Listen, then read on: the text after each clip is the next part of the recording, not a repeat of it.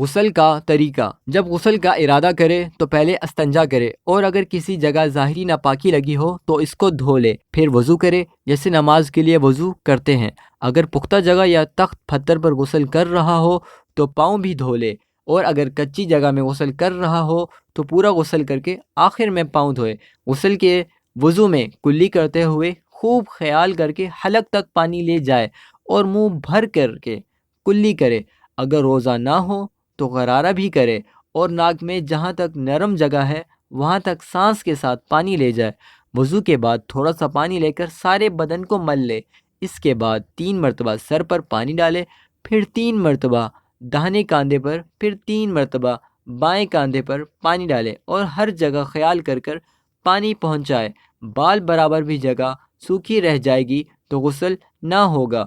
اگر غسل کے بعد معلوم ہو کہ فلاں جگہ سوکھی رہ گئی ہے تو خاص اسی جگہ کو دھو لے، پھر سے پورا غسل دہرانے کی ضرورت نہیں ہے۔